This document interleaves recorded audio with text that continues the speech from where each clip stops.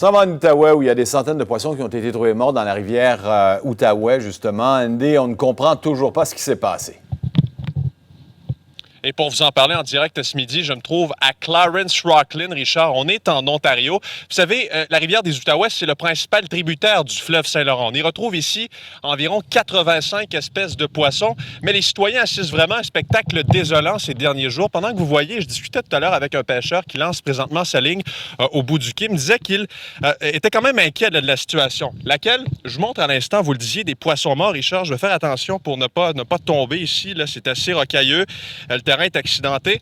Je veux qu'on vous montre tout de suite. Regardez ça. Étienne va vous montrer ça. Il n'y a pas juste un poisson, là. Il y en a comme ça des dizaines partout sur le bord de la rivière des Outaouais, que ce soit en Ontario, de l'autre côté, côté Québec. C'est un scénario qui est particulièrement inquiétant. Pourquoi? Parce qu'il n'y a pas juste une espèce qui est touchée. Le nombre est assez élevé. On vous a préparé un tableau. Regardez ça à la maison. On parle de barbotte brune, de barbu de rivière, de chevalier rouge, crapet de roche, crapet soleil. Ça va jusqu'au doré noir, masquinongé, perche chaude. Bref, il y a d'autres espèces, me dit-on, qui pourraient s'ajouter.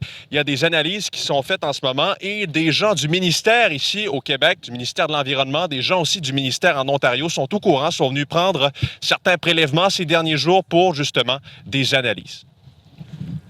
Dites-moi donc, Andy, alors que je regarde ça, et c'est vraiment perturbant de voir ces images de poissons, les résultats des analyses qui devraient quand même être connus bientôt. Très bientôt. Oui, vous avez raison, Richard. C'est quand même assez désolant de voir cette scène-là.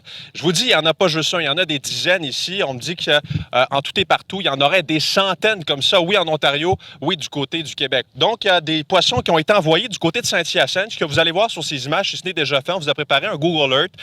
C'est en fait l'endroit où sont analysés ces poissons en ce moment, le Centre québécois sur la santé des animaux sauvages, où on va tenter de voir un peu ce que peut-être ces poissons auraient ingéré, peut-être des produits chimiques. Est-ce qu'on parle de déversement? Y a-t-il quelqu'un qui a introduit quelque chose dans la rivière des Outaouais?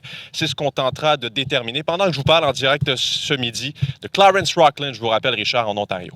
Merci, Andy.